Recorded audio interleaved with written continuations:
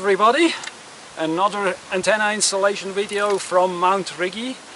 This is installation I think number 4, right Bob? Yes. Okay, number 4.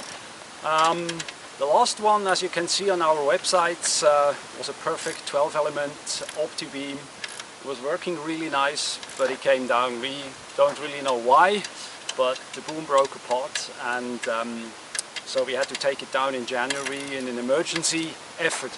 Now we are installing the OB9-5, yeah. Heavy duty. Extra heavy duty. And we hope this one is going to stay up a little bit longer than just one season. We have Daniel here, absolute expert in mounting screws or in screw design itself, and as you know there are quite many.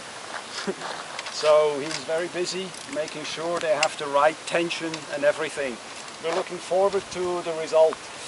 Today we're just going to install the antenna, and then it's going to stay here over 2 nights, and then it goes up with a crane.